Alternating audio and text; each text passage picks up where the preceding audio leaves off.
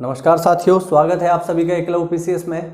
और आज हम पढ़ेंगे गांधी युग का बेहद ही महत्वपूर्ण आंदोलन जो आप सभी लोगों ने सुना होगा, जिसका नाम है असहयोग आंदोलन। ठीक है, नॉन कोऑपरेटिव मूवमेंट इसे हम कहते हैं, असहयोग आंदोलन इसे कहते हैं। तो चलिए विद्यार्थियों, बिना किसी देरी के हम शुरू करते हैं आज असहयोग आंदोलन। ठीक है, तो असहयोग आंदोलन की अवधि क्या है विद्यार्थियों, आप देख पा रहे होंगे 1920 से 1922 तक। सबसे पहला प्रश्न यही से पूछ लेता है कि असहयोग आंदोलन की अवधि बताइए। तो असहयोग आंदोलन चला है विद्यार्थियों 1920 से 1922 तक की अवधि के लिए चला है भारत में असहयोग आंदोलन। नॉन कोऑपरेटिव मूवमेंट चला है 1920 से 1922 तक। ठीक है, अब जरा हम डिटेल में जाते हैं कि असहयोग आंदोलन क्या है। तो विद्यार्थियों, सबसे पहले जो हम यह चीज देखेंगे वो है असहयोग आंदोलन का अर्थ। ठीक है, यहां पर हम देखेंगे असहयोग का अर्थ क्या है। ठीक है, आखिरकार क्या कारण था कि इसे असहयोग कहा गया, पहले हम इसको जरा समझ लेते हैं। तो विद्यार्थियों, गांधी जी जो हैं अपना बहुत लंबा समय बिता करके आए हैं दक्षिण अफ्रीका में। दक्षिण अफ्रीका में उन्होंने काफी सारे महत्वपूर्ण कार्य किए, जैसे नटाल इंडियन कांग्रेस, ठीक है, फेनिक्स आश्रम और टॉलस्टॉय फर्म, इन सबको हम पढ़ चुके हैं। प्लस इसके अलावा दक्षिण अफ्रीका में गांधी जी एक बेहद ही महत्वपूर्ण संस्था, इसके अलावा गांधी जी जो है दक्षिण अफ्रीका में एक महत्वपूर्ण युद्ध में भाग लेते हैं विद्यार्थियों, और उस युद्ध का नाम है बोर युद्ध, जो 1899 में हुआ था। युद्ध का नाम है बोर युद्ध। बोर युद्ध में गांधी जी ने अंग्रेजों का साथ दिया। ये काफी आश्चर्यजनक था कि गांधी जी दक्षिण अफ्रीका में अंग्रेजों के खिलाफ ही लड़ाई कर रहे थे और बोर युद्ध में उन्होंने अंग्रेजों का ही साथ दिया। इसके पीछे सिद्धांत क्या था विद्यार्थियों? तो इसके पीछे सिद्धांत ये था कि गांधी जी का ऐसा मानना था कि जिनसे हम अधिकारों की मांग करते हैं, जिन संस्थाओं से, जिन व्यक्तियों से हम अधिकारों की मांग करते हैं, यदि वो संकट काल में हैं तो हमारा ये नैतिक जिम्मेवारी बनती है कि हम उनकी सहायता करें। ये गांधी जी का अपना व्यक्तिगत विचार था। इसी विचार को मानते हुए उन्होंने बोर युद्ध में अंग्रेजों का साथ दिया। इतना ही नहीं, जब गांधी जी भारत में वापस आते हैं, है ना, गांधी जी भारत में वापस कब आते हैं? 1915 में। 9 जनवरी 1915 को जब गांधी जी भारत वापस आते हैं, उस समय में चल रहा होता है प्रथम विश्व युद्ध। 1914 से 1918 तक की अवधि के लिए चल रहा होता है प्रथम विश्व युद्ध। तो इस अवधि में भी गांधी जी अंग्रेजों का ही साथ देते हैं। प्रथम विश्व युद्ध में भी गांधी जी अंग्रेजों का ही साथ देते हैं। क्यों देते हैं? क्योंकि गांधी जी का यह मानना था कि हमें संकट काल में ऐसे लोगों की सहायता करनी चाहिए जिनसे हम अधिकारों की मांग कर रहे हैं, अपनी सरकारों की सहायता करनी चाहिए। इसीलिए प्रथम विश्व युद्ध में भी गांधी जी ने अंग्रेजों का साथ दिया और उन्होंने काफी युवाओं को सेना में भर्ती होने के लिए प्रेरित किया कि आप फर्स्ट वर्ल्ड वॉर में इंग्लैंड की सेना में भर्ती होइए और इंग्लैंड को युद्ध में विजयी दिलाइए, क्योंकि हमारा उनसे व्यक्तिगत मामला जो भी है, लेकिन युद्ध के समय में हमें उनकी सहायता करनी चाहिए। ऐसा मानना था किसका? ऐसा मानना था विद्यार्थियों गांधी जी का। इसीलिए गांधी जी को सेना में भर्ती कराने वाला सार्जेंट भी कहकर पुकारा जाता है। ये उनकी उपाधि है जो उन्हें फर्स्ट वर्ल्ड वॉर के दौरान मिली थी। अब हम देख रहे हैं कि काफी बार गांधी जी सहयोग कर चुके हैं अंग्रेजों का, लेकिन उन्हें बदले में क्या मिला? तो बदले में उन्हें मिला विद्यार्थियों 1919 में जलियांवाला बाग हत्याकांड। एक तरफ तो गांधी जी सहयोग कर रहे हैं अंग्रेजों का, हर स्थिति में जितना वो कर सकते हैं सहयोग कर रहे हैं, और बदले में अंग्रेज क्या दे रहे हैं? बदले में अंग्रेज दे रहे हैं विद्यार्थियों 13 अप्रैल 1919 को जलियांवाला बाग हत्याकांड, जिसमें 379 लोगों की उन्होंने हत्या कर दी। इन सब बातों से अंग्रेजों के प्रति गांधी जी की जो निष्ठा थी वो कम हुई। गांधी जी को लगने लगा कि अंग्रेज जो हैं वो बेहद ही धूर्त हैं और वो किसी वादे को कभी भी पूरा नहीं करते हैं। इन सब चीजों को ध्यान में रखते हुए गांधी जी ने यह तय किया कि अब तक मैं जो अंग्रेजों का सहयोग कर रहा था, मैं अब वो नहीं करूंगा, और इसी कारण से उन्होंने अंग्रेजों का असहयोग करना प्रारंभ कर दिया। और इस सिद्धांत को लेकर भारत में जो आंदोलन चला, उस आंदोलन को हम कहते हैं असहयोग आंदोलन। अर्थ आपको समझ में आ रहा होगा कि असहयोग का अर्थ क्या है, ये असहयोग कहां से आया। तो गांधी जी ने बहुत लंबे समय तक अंग्रेजों का सहयोग किया। उदाहरण हमने देखे बोर युद्ध, उदाहरण हमने देखा फर्स्ट वर्ल्ड वॉर, लेकिन बदले में गांधी जी को कुछ भी हासिल नहीं हुआ और अंग्रेजों ने सदैव अपने वादों को तोड़ा। इसी चीज को ध्यान में रखते हुए गांधी जी ने यह फैसला लिया कि अब अंग्रेजों का सहयोग नहीं किया जाएगा और इस सिद्धांत को लेकर जो भारत में आंदोलन चला उस आंदोलन को हम कहते हैं असहयोग आंदोलन। ठीक है, तो ये है असहयोग का अर्थ। ठीक, यदि हम देखें तो इससे पूर्व जो है गांधी जी खिलाफत आंदोलन में अपनी भागीदारी दे ही रहे हैं। भारतीय मुसलमानों के द्वारा जो आंदोलन चलाया जा रहा है वो है खिलाफत आंदोलन, जिसको हमने लास्ट क्लास में पढ़ा था अली बंधुओं द्वारा, है ना। तो खिलाफत आंदोलन इधर भारत में चल ही रहा है और जैसा कि मैंने आपको बताया था कि खिलाफत आंदोलन में गांधी जी ने ये तय किया कि इस आंदोलन को हिंदुओं और मुसलमानों के साथ मिलकर चलाया जाएगा, है ना। हिंदू मुस्लिम एकता का वो आंदोलन प्रतीक बना और वही आंदोलन आगे चल करके सम्मिलित हो गया असहयोग आंदोलन में। ठीक है, और अब हम देखते हैं असहयोग आंदोलन की विशेषताएं क्या हैं। तो विद्यार्थियों, सितंबर 1920 में कलकत्ता अधिवेशन में असहयोग आंदोलन का प्रस्ताव पास हुआ। सितंबर 1920 में कलकत्ता अधिवेशन में, ठीक है, असहयोग आंदोलन का प्रस्ताव पास हुआ। यह ध्यान रखिएगा, पेपर में पूछा जाता है। ठीक, प्रश्न आपसे पूछा जाएगा असहयोग आंदोलन का प्रस्ताव किस अधिवेशन में पास हुआ, तो आप जवाब देंगे कलकत्ता अधिवेशन। कलकत्ता अधिवेशन जो सितंबर 1920 में हुआ, इस कलकत्ता अधिवेशन में असहयोग आंदोलन का प्रस्ताव पास हुआ और इसी अधिवेशन के दौरान गांधी जी ने, ठीक है, इसी अधिवेशन के दौरान जो है गांधी जी ने अपना एक भाषण दिया और उस भाषण में उन्होंने बताया कि अंग्रेजी सरकार शैतान है। उन्होंने इस अधिवेशन के दौरान भाषण दिया जिसमें उन्होंने कहा अंग्रेजी सरकार शैतान है और अब किसी भी प्रकार से अंग्रेजी सरकार का सहयोग कर पाना संभव नहीं है। गांधी जी ने अपने भाषण में कहा अंग्रेजी सरकार शैतान है और किसी भी स्थिति में इस सरकार का सहयोग कर पाना संभव नहीं है। ठीक है, स्वतंत्रता प्राप्ति के लिए, ठीक है, गांधी जी ने आगे जोड़ा स्वतंत्रता प्राप्ति के लिए हम अहिंसात्मक असहयोग का रास्ता अपनाएंगे और इस सरकार को जड़ से उखाड़ फेंकेंगे। ये वचन थे गांधी जी के, यानी गांधी जी ने इस अधिवेशन में स्पष्ट कर दिया कि हम किसी भी परिस्थिति में अंग्रेजों का सहयोग नहीं करेंगे। गांधी ने कहा अंग्रेज सरकार शैतान है जिसका सहयोग संभव नहीं है और स्वतंत्रता प्राप्ति के लिए हमें अहिंसात्मक असहयोग की नीति को अपनाना होगा। ठीक है, तो इसी आंदोलन में, इसी अधिवेशन में गांधी ने स्पष्ट कर दिया कि अब हम असहयोग की नीति अपनाएंगे। असहयोग का अर्थ क्या है कि हम किसी तरीके से सरकार का सहयोग नहीं करेंगे। वो हम देखेंगे कि कार्यक्रम क्या क्या रखे गए थे, है ना। जैसे ही ये प्रस्ताव रखा गया इस अधिवेशन में, कुछ लोगों ने इसकी कड़े शब्दों में निंदा की। हम देखें कौन कौन वो लोग थे जिन्होंने इनकी निंदा की। तो वो पहली महिला है एनी बेसेंट। इनके बारे में हमने लास्ट क्लास में भी पढ़ा था। एनी बेसेंट ने मुखर स्वर में इस असहयोग आंदोलन के प्रस्ताव की निंदा की। क्योंकि हम जानते हैं कि एनी बेसेंट का लक्ष्य कभी भी भारत की आज़ादी नहीं था। एनी बेसेंट तो केवल होम रूल इंडिया में चाहती थी, जैसा आयरलैंड में है। उनका स्वतंत्रता से कोई लेना देना नहीं था। लेकिन यहां पर अब बात हो रही है स्वराज की। तो एनी बेसेंट ने यह कहा कि यह जो प्रस्ताव है, ध्यान रखेंगे, एनी बेसेंट ने कहा कि यह जो असहयोग आंदोलन का प्रस्ताव है यह भारतीय स्वतंत्रता के लिए एक धक्का है। ये कोट आप ध्यान रखेंगे। एनी बेसेंट ने कहा कि ये जो असहयोग आंदोलन का प्रस्ताव है ये भारतीय स्वतंत्रता के लिए एक धक्का है और इस आंदोलन से हमें कुछ भी प्राप्त नहीं होगा।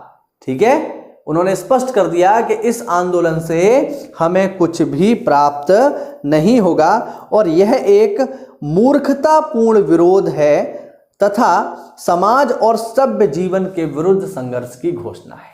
ठीक है, काफी महत्वपूर्ण स्टेटमेंट है एनी बेसेंट का। एनी बेसेंट ने कहा असहयोग आंदोलन का प्रस्ताव जो है वो भारतीय स्वतंत्रता के लिए धक्का है और इससे हमें कुछ हासिल नहीं होगा। यह एक मूर्खतापूर्ण विरोध है तथा समाज और सभ्यता के बीच एक मूर्खतापूर्ण विरोध की घोषणा है। यानी स्पष्ट उन्होंने कर दिया कि वो इस प्रस्ताव के समर्थन में नहीं है। यही वो क्षण था जब एनी बेसेंट ने कांग्रेस से इस्तीफा दे दिया। इसको हमने खिलाफत आंदोलन में भी जाना था। तो विद्यार्थियों, एनी बेसेंट ने यहां पर स्पष्ट कर दिया कि वो इसके पक्ष में नहीं है और इस कोट को हम ध्यान रखेंगे। ठीक है ना। एनी बेसेंट ने क्या कहा? एनी बेसेंट ने कहा कि यह प्रस्ताव भारतीय स्वतंत्रता के लिए धक्का है। लिख देता हूं। उन्होंने कहा कि यह प्रस्ताव भारतीय स्वतंत्रता के लिए धक्का है। उन्होंने कहा इससे हमें कुछ भी हासिल होने वाला नहीं है, ये हमारी स्वतंत्रता में बाधक है। उन्होंने कहा यह एक मूर्खतापूर्ण विरोध है तथा सभ्य जीवन के विरुद्ध संघर्ष की घोषणा है। इस आंदोलन से हमें कुछ भी हासिल नहीं होगा। और यह कहकर के एनी बेसेंट ने कांग्रेस से इस्तीफा दे दिया। यही वो क्षण था जब मोहम्मद अली जिन्ना ने भी कांग्रेस से इस्तीफा दे दिया। इस बात को हम लास्ट क्लास में डिस्कस कर चुके हैं। ठीक है, तो एनी बेसेंट ने स्पष्ट कर दिया कि वो इस आंदोलन में साथ नहीं है। इसके अलावा कुछ लोग और भी थे जिन्होंने इस आंदोलन का विरोध किया, जैसे बच्चों सुरेंद्र नाथ बनर्जी, मदन मोहन मालवीय, देशबंधु चित्तरंजन दास, विपिन चंद्र पाल, मोहम्मद अली जिन्ना। इन लोगों ने भी इसका विरोध किया, लेकिन इनके विरोध के बावजूद भी ये आंदोलन का ये जो असहयोग आंदोलन का प्रस्ताव था ये पास हो गया। ठीक है, असहयोग आंदोलन का प्रस्ताव जो है पास हो गया। और अब हम जानेंगे कि गांधी जी ने असहयोग आंदोलन के प्रस्ताव में किन किन चीजों को शामिल किया था। ठीक है, तो चलिए देखते हैं यहां पर कि असहयोग आंदोलन का जो प्रस्ताव है उसमें क्या क्या चीजें गांधी जी ने जोड़ी थी, किन किन शर्तों को उन्होंने जोड़ा था और क्या क्या उन्होंने इसमें बताया कि इस आंदोलन में क्या होगा। तो चलिए देखते हैं इनको और जानेंगे पूरी जानकारी, पूरा इतिहास जो पेपर में आप लोगों से पूछा जाता है। महत्वपूर्ण जानकारी है, अच्छे से इसको पढ़ लीजिए एक बार, ताकि फिर से आपको दोबारा इसको पढ़ने की आवश्यकता ना पड़े। ठीक है, जीएस की यही विशेषता है कि जीएस हमें एक बार अच्छे से पढ़नी होती है। एक बार आप एक बार अच्छे से समय दे दीजिए, फिर आपको दोबारा उतनी मेहनत नहीं करनी होगी। ठीक है, फिर एग्जाम टाइम पर केवल आपको पन्ने पलटने होते हैं, दोबारा से याद करने की आवश्यकता नहीं पड़ती। तो चलिए यहां पर हम देखेंगे असहयोग आंदोलन की प्रमुख बातें। ठीक है, देखेंगे कि असहयोग आंदोलन का जो प्रस्ताव था उसकी प्रमुख बातें क्या थी। तो पहली जो बात थी यहां पर इस आंदोलन की, जो गांधी ने कहा कि इस आंदोलन में क्या क्या होगा, तो पहली जो चीज थी यहां पर वो थी सरकारी उपाधियां तथा अवैतनिक सरकारी पदों को छोड़ दिया जाए। ठीक है, पहली जो यहां पर जो शर्त थी उस प्रस्ताव में वो क्या थी? सरकारी पहली जो शर्त थी यहां पे वो थी सरकारी उपाधियां तथा अवैतनिक पदों को छोड़ दिया जाए। ठीक, गांधी ने पहली चीज यहां पर कही कि सरकारी उपाधियां तथा अवैतनिक पदों को छोड़ दिया जाए। यहां पर बात हो रही है सरकारी उपाधियों की, यानी वे उपाधियां जो सरकार लोगों को देती थी। ठीक है, ठीक है, उस समय पे अंग्रेज क्या करते थे, ऐसे लोग जो अंग्रेजों की थोड़ा बहुत समर्थन में रहते थे उनको अंग्रेज बहुत सारी उपाधियां दे देते थे, है ना। जैसे स्वयं गांधी जी को उपाधि मिली हुई थी कैसर हिंद की। ठीक है, राजा राम मोहन राय की उपाधि है राजा, आपने नाम सुना होगा। सर सैयद अहमद खान, तो उनकी उपाधि है सर। इसके अलावा रविन्द्रनाथ टैगोर की उपाधि थी नाइटहुड। तो बहुत सारे लोगों को ये उपाधियां मिली हुई थी। ठीक है, तो तो गांधी ने आह्वान किया कि हम सरकारी उपाधियों को त्याग कर देंगे, प्लस अवैतनिक जो सरकारी पद हैं, यानी ऐसे सरकारी पद, जैसे मान लीजिए आप एक प्रोफेसर है ना, आप बहुत पढ़े लिखे व्यक्ति हैं और आपको किसी यूनिवर्सिटी में प्रोफेसर का पद दे दिया गया है, मानद, ठीक है, उसकी आप सैलरी नहीं लेते हो, केवल सम्मान के तौर पर है। ऐसे पदों को जहां पर आपको सैलरी नहीं मिलती है लेकिन आप सम्मान के तौर पर कार्य करते हैं, ऐसे पदों पर काम करने वाले व्यक्ति को अवैतनिक कहा जाता है, यानी वो वेतन नहीं लेता है, ठीक है। तो गांधी ने कहा सरकारी उपाधियों को छोड़ दो और ऐसे सभी पद जिन पर आप अवैतनिक कार्य कर रहे हैं उनका भी त्याग कर दिया जाए। तो गांधी ने आह्वान किया कि सरकारी उपाधियों का त्याग करो। दूसरी घोषणा गांधी जी ने की, सरकारी तथा अर्ध सरकारी उत्सवों का बहिष्कार। दूसरी घोषणा की गांधी ने सरकारी तथा अर्ध सरकारी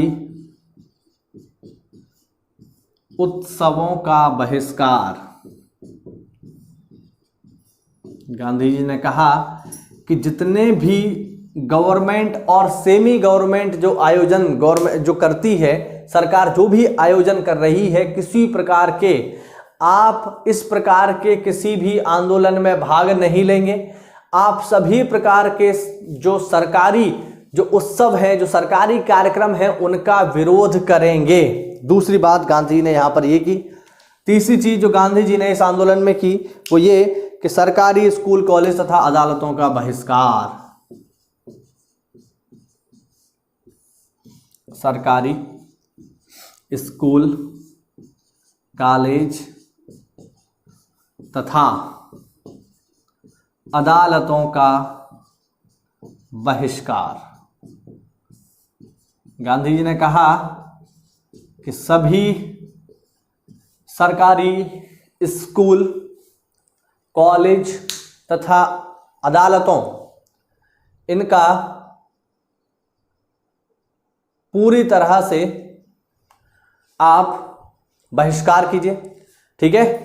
आप ये तय करो कि सरकारी स्कूल में कोई नहीं जाएगा, कोई भी बच्चा सरकारी स्कूल में ना पढ़े, लोग अपने बच्चों को सरकारी स्कूल में ना पढ़ाएं, ठीक है। और जो अदालतें हैं इनका बहिष्कार करो। गांधी ने कहा कि आप अदालतों में ना जाएं, ठीक है। आपका जो भी मामला है वो पंचायत स्तर पर सुलझाएं, ठीक है। गांधी ने कहा आपके जो भी मामले हैं आप उन्हें पंचायत स्तर पर सुलझाइए और अदालतों में ना जाइए। जब अदालतें नहीं थी तब भी हम अपने मामले खुद से ही सुलझाते थे, तो उसी परंपरा को अपनाइए और अदालतों का बहिष्कार कीजिए। यहां पर अदालतों का बहिष्कार करने की मांग वकीलों से भी की गई थी कि आप सरकारी अदालतों का बहिष्कार कीजिए, आप ना जाइए और हर तरीके से वकालत का बहिष्कार कीजिए। अगली चीज जो गांधी ने यहां पर जोड़ी वो ये कि विदेशी सामानों का बहिष्कार करो। विदेशी सामानों यानी विदेशी वस्तुओं का बहिष्कार। गांधी ने कहा विदेशी वस्तुओं का बहिष्कार कीजिए, विदेश में बनने वाली प्रत्येक चीज आप छोड़ दीजिए, ठीक है। विदेशी वस्त्रों का, विदेशी चीनी का, विदेशी सामानों का, ठीक है, इन सभी चीजों का बहिष्कार करो और स्वदेशी अपनाओ, ठीक है। गांधी ने कहा स्वदेशी अपनाइए, भारत में बनने वाली चीजों को अपनाइए। इससे पहली चीज तो ये होगी कि अंग्रेजों की कमर टूटेगी और दूसरी चीज ये होगी कि भारतीय जो उद्योग धंधे हैं उनको बढ़ने का अवसर प्राप्त होगा। आप अपना पैसा अपने लोगों तक पहुंचा रहे होंगे, ना कि किसी विदेशी तक। इसलिए आप विदेशी सामानों का बहिष्कार करें, ठीक है। तो ये कुछ शर्तें थी असहयोग आंदोलन की, ये कार्यक्रम थे जो गांधी जी ने यहां पर शुरू किए, ठीक है ना। नोट कर लीजिए इनको जल्दी, फिर आगे देखते हैं, ठीक है भाई। चलिए अब हम देखते हैं, ये तो थे असहयोग आंदोलन के कार्यक्रम जो चल रहे थे। अब हम देखेंगे यहां पर आंदोलन की शुरुआत कहां से हुई, ठीक है। आंदोलन की शुरुआत कहां से हुई? तो बच्चों आंदोलन की जो शुरुआत हुई वो हुई उपाधियों को लौटाने से, ठीक है। आंदोलन की शुरुआत कहां से होती है? आंदोलन की शुरुआत होती है उपाधियों को लौटाने से। अच्छा एक चीज और, इस आंदोलन को शुरू करने की जो तारीख रखी गई थी विद्यार्थियों, वो थी 1 अगस्त 1920। 1 अगस्त 1920 को यह आंदोलन शुरू होना था, लेकिन इससे पहले ही जो बाल गंगाधर तिलक थे उनकी मृत्यु हो गई। ठीक है, जुलाई 1920 में मृत्यु हो गई बाल गंगाधर तिलक की। तो बहुत सारे लोगों ने गांधी जी को सलाह दी कि भाई तिलक इतने बड़े नेता थे और उनके सम्मान में हमें इस आंदोलन को थोड़ा सा पोस्टपोन कर देना चाहिए, थोड़ा सा आगे बढ़ा देना चाहिए। ऐसा बहुत सारे लोगों ने सलाह दी गांधी जी को, लेकिन गांधी जी अपनी बात के पक्के थे।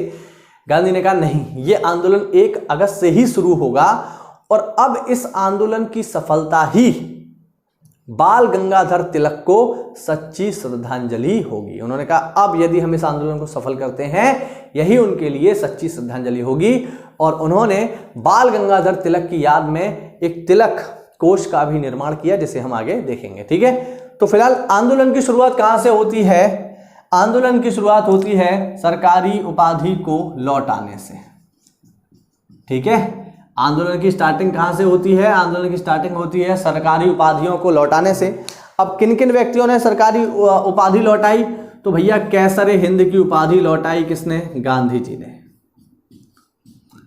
गांधी जी ने अपनी कैसरे हिंद की उपाधि लौटाई, ध्यान रखना महत्वपूर्ण है। इसके अलावा राय बहादुर की उपाधि लौटाई। राय बहादुर की उपाधि किसने लौटाई? जमनालाल बजाज ने। जमनालाल बजाज, जमनालाल बजाज ने राय बहादुर की उपाधि लौटाई। अच्छा, जमनालाल बजाज कौन है भाई? तो जमनालाल बजाज काफी महत्वपूर्ण व्यक्ति हैं गांधी युग के। क्यों महत्वपूर्ण है? तो पहली चीज तो मैं ये बता दूं, ये कोई साधारण व्यक्ति नहीं है जमनालाल बजाज। ये हैं बजाज कंपनी के फाउंडर। ठीक है, बजाज कंपनी जिसकी आज बहुत बड़ा मोटरसाइकिल मार्केट है, उसी कंपनी से जुड़े हुए हैं, उसी कंपनी के ओनर हैं जमनालाल बजाज। और विशेषता यह है जमनालाल बजाज की कि इन्होंने अपना समस्त जीवन गांधी जी की सेवा में ही निकाल दिया। इतने धनी थे लेकिन फिर भी गांधी जी के साथ रहते थे। गांधी जी का रहन सहन कैसा है सबको पता ही है। तो बहुत ही सामान्य जीवन व्यतीत करते थे और इन्होंने जीवन भर गांधी जी की सेवा की। चूंकि जमनालाल बजाज ने जीवन भर गांधी जी की सेवा की, इसीलिए जमनालाल बजाज को गांधी जी का 5वां पुत्र भी माना जाता है। 4 पुत्र तो हमने पढ़े ही हैं, इसके अलावा 5वां पुत्र या दत्तक पुत्र कभी आ जाए कि गांधी जी का 5वां बेटा किसे माना जाता है या दत्तक पुत्र किसे माना जाता है, तो वो है जमनालाल बजाज। क्यों? क्योंकि इन्होंने गांधी जी की बहुत सेवा की। तो जब महात्मा गांधी ने अपनी कैसर हिंद की उपाधि वापस लौटाई, उसी समय पे राय बहादुर की उपाधि भी जमनालाल बजाज ने वापस कर दी और यहां से शुरू हो गया असहयोग आंदोलन। और जैसा कि मैंने आपको बताया था कि इधर बाल गंगाधर तिलक की मृत्यु हो गई है ना, तो इसी समय पे तिलक के सम्मान में, ठीक है, तिलक स्वराज फंड की स्थापना भी की गई। इसी समय पे गांधी जी ने असहयोग आंदोलन को जारी रखने के लिए, ठीक है, इसी समय पे गांधी जी ने असहयोग आंदोलन को जारी रखने के लिए तिलक स्वराज फंड की स्थापना की और आश्चर्यजनक रूप से 6 माह में इस तिलक स्वराज फंड में 1 करोड़ रुपया जमा हो गया।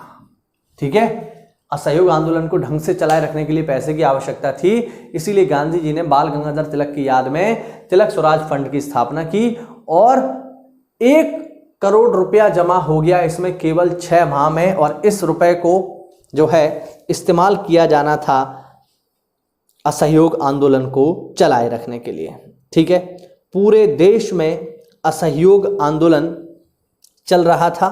ठीक है, और ज़्यादातर चीज़ों में ये शांतिपूर्ण ही था, है ना, लेकिन अंग्रेजों ने इस आंदोलन को दबाने का पूरा प्रयास किया। जैसे कुछ महत्वपूर्ण घटनाओं को हम देखें तो 4 मार्च 1921 को ननकाना साहिब के गुरुद्वारे में, 4 मार्च 1921 को ननकाना साहिब के गुरुद्वारे में एक शांतिपूर्ण सभा असहयोग आंदोलन के समर्थन में चल रही थी, जिस पर अंग्रेजों ने गोलियां बरसाईं और इस गोलीबारी में 70 सत्याग्रही मारे गए, 70 गांधीवादी लोग मारे गए। देखिए किस तरीके से निर्मम तरीके से सरकार दमन कर रही है। तो 70 लोग यहाँ मारे गए और इसके बाद जो है दमन चक्र बढ़ता चला गया और फिर काफ़ी बड़े नेताओं को एक के बाद एक गिरफ्तार करने का दौर शुरू हुआ।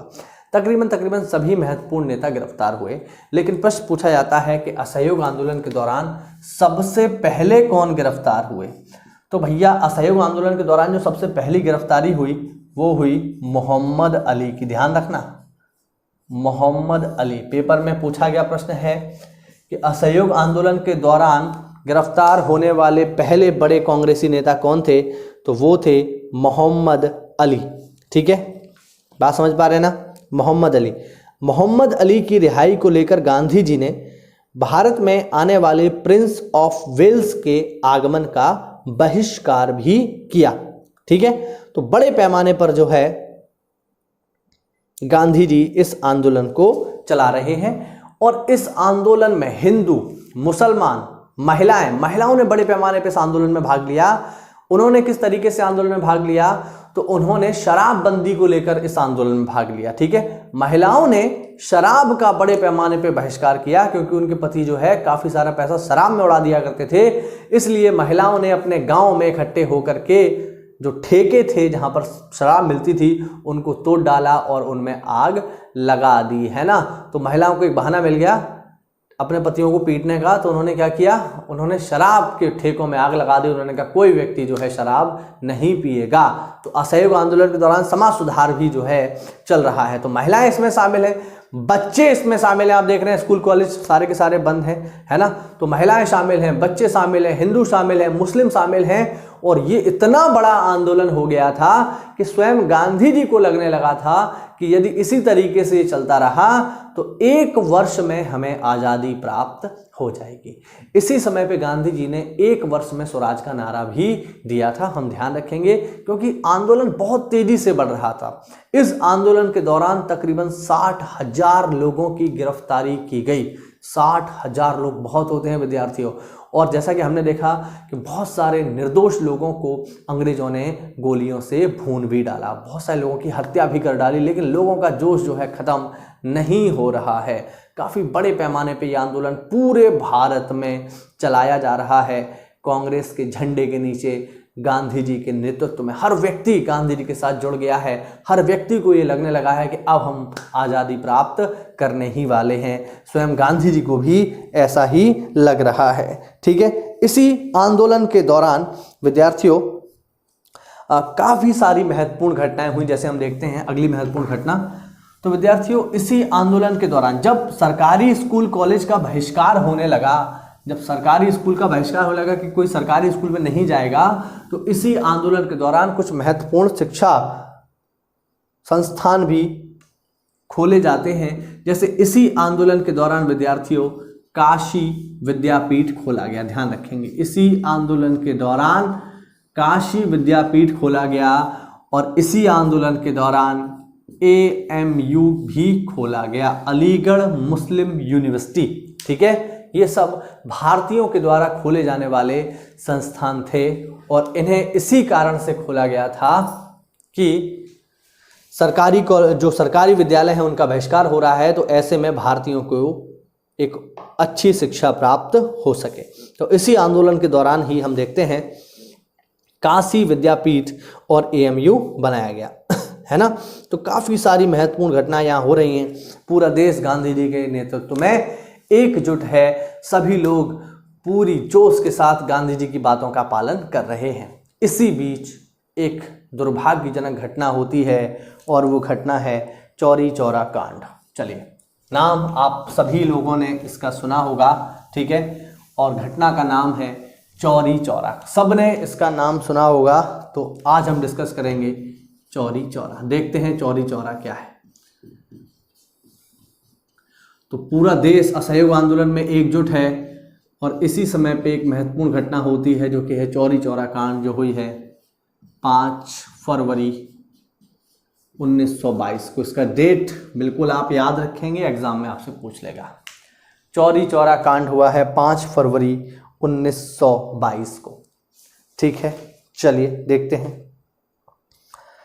तो विद्यार्थियों हुआ ये, अच्छा, ये जो चौरी चौरा है विद्यार्थियों, ये गोरखपुर का एक छोटा सा गांव था। ठीक है, चौरी चौरा गोरखपुर का एक छोटा सा गांव था और इस गांव में असहयोग आंदोलन के समर्थन में किसानों द्वारा एक जुलूस का आयोजन किया जा रहा था। यह एक शांतिपूर्ण जुलूस था और इस जुलूस में अंग्रेजों के द्वारा गोलीबारी की गई। ठीक है, कुछ सिपाहियों के द्वारा गोलीबारी की गई जिसमें कुछ किसान घायल हो गए। इस घटना से, इस हमले से जो किसान थे वो क्रुद्ध हो गए और उन्होंने उन पुलिस वालों को पकड़ करके पीटा और केवल पीटा ही नहीं, उनकी पुलिस चौकी में आग भी लगा दी और इस अग्निकांड में 22 पुलिसकर्मी जल करके मारे गए। ठीक है, इस हत्याकांड में 22 पुलिसकर्मी मारे गए। अब चूंकि गांधी जी का आंदोलन है तो हिंसा का उसमें कोई स्थान नहीं है। गांधी जी का आंदोलन, हिंसा का कोई मतलब नहीं है। और यहां तो इतनी बड़ी हिंसा हो गई कि क्रुद्ध किसानों ने 22 पुलिस वालों को जला करके मार डाला। ये बहुत बड़ी घटना थी और इस घटना से पूरा देश हिल गया। ठीक है, अंग्रेजों को इसका इंतजार था कि ऐसी कोई घटना हो और उन्होंने इस घटनाक्रम की पूरी जिम्मेवारी डाली गांधी जी के ऊपर। उन्होंने कहा ये सब तुम्हारी वजह से हुआ है, ये तुम्हारी गलती है और तुम्हारी वजह से देखो 22 पुलिस वाले मारे गए। और इस घटना का गांधी जी पर इतना प्रभाव हुआ कि गांधी जी को ऐसा लगने लगा कि लोगों में इतना उत्साह है कि ये उत्साह कहीं हिंसक रूप ना ले ले, इसलिए उन्होंने ये फैसला लिया कि वह इस आंदोलन को वापस ले लेंगे। और 5 फरवरी 1922 को यह घटना हुई और 12 फरवरी 1922 को असहयोग आंदोलन वापस ले लिया गया।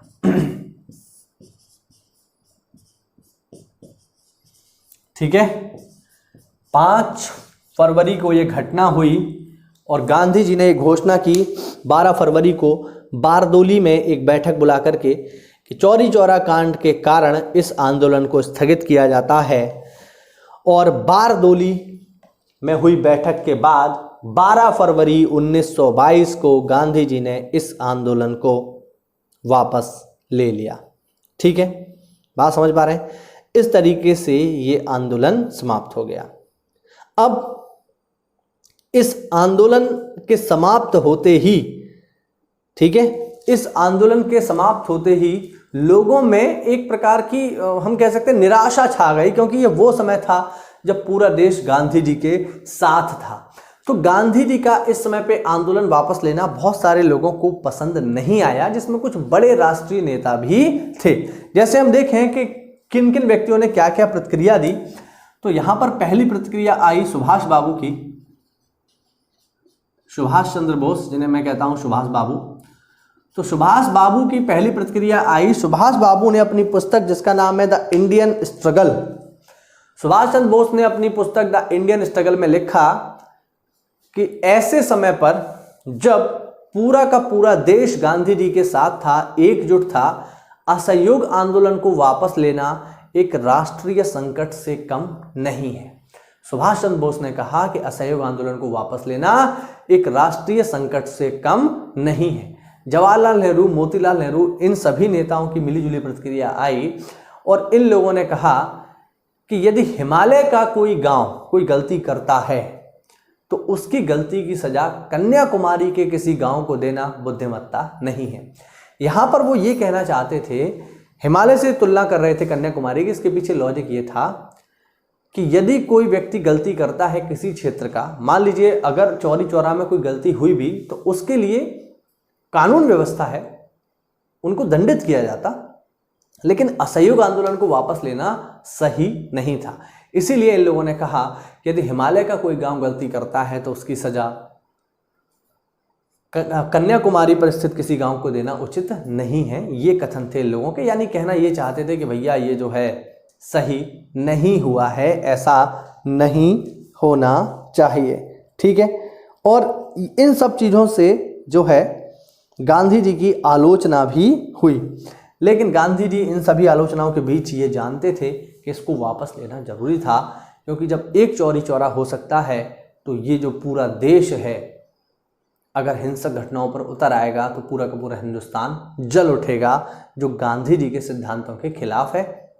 गांधी जी के जो आंदोलन है उनकी जो प्रमुख विशेषता है वो है अहिंसा, और यहाँ पर हिंसा हो गई, इसी कारण से गांधी जी ने ये आंदोलन वापस ले लिया और इस तरीके से ये आंदोलन समाप्त होता है। ठीक, अब जैसे ही ये आंदोलन समाप्त हुआ, इसके तुरंत बाद 10 मार्च 1922 को गांधी जी को गिरफ्तार कर लिया गया। ठीक है, 12 फरवरी 1922 को असहयोग आंदोलन समाप्त हुआ और 10 मार्च 1922 को गांधी जी गिरफ्तार कर लिए जाते हैं। ठीक है, 10 मार्च 1922 को गांधी जी गिरफ्तार कर लिए जाते हैं और गिरफ्तारी के बाद उन्हें 6 वर्ष की सजा सुनाई जाती है। ठीक है, एक पुराना केस ओपन कर लिया गया। ठीक है, जो केस था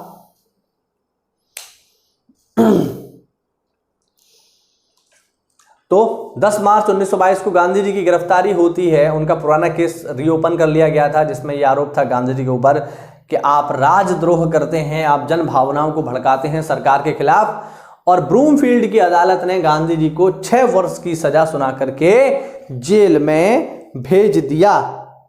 ठीक, किंतु उनकी बीच ही में तबीयत खराब हो गई और 5 फरवरी 1924 को गांधी जी जेल से रिहा हो गए। ठीक है, 6 वर्ष की सजा थी लेकिन उससे पहले ही छोड़ दिया गया और 5 फरवरी 1924 को गांधी जी जेल से बाहर आ गए। ठीक है, गांधी जी रिहा हो गए। क्यों? क्योंकि उनकी तबीयत खराब हो गई। ठीक है, तो ये है हमारा पूरा का पूरा असहयोग आंदोलन। ठीक, और इस तरीके से 1922 में असहयोग आंदोलन समाप्त हो गया। अच्छा, इससे पहले जो खिलाफत आंदोलन चल रहा था वो भी कहीं ना कहीं समाप्त हो गया, क्योंकि 1924 में जब खलीफा का पद ही खत्म कर दिया तो खिलाफत आंदोलन को चलाने का कोई मतलब नहीं था, और इन सब घटनाक्रम के बीच में असहयोग आंदोलन समाप्त होता है और गांधी जी कुछ समय के लिए आराम करने बंबई में चले जाते हैं। ठीक है, तो ये था हमारा पूरा का पूरा असहयोग आंदोलन जो आज हमने पढ़ा और इसके समस्त पहलुओं पर हमने विचार किया। ठीक है, वीडियो कैसा लगा ये आप हमें कमेंट करके जरूर बताएं, और अगर कोई टॉपिक आपको नहीं समझ में आया हो या आपको लग रहा हो कि ये चीज़ बताने से रह गई तो वो आप मुझे कमेंट बॉक्स में जरूर बता सकते हैं, है ना। मैं ऐसे कमेंट्स का स्वागत करता हूँ। ठीक, तो आज के इतना ही रखते हैं। कोई डाउट हो तो आप बिल्कुल कमेंट बॉक्स में पूछिए, और यदि आप पहली बार चैनल पर आए हैं तो चैनल को सब्सक्राइब करना ना भूलें, लाइक करें, शेयर करें, और कोरोना काल के दौरान घर पर ही रहें। Stay home, stay safe. जय हिंद, जय भारत।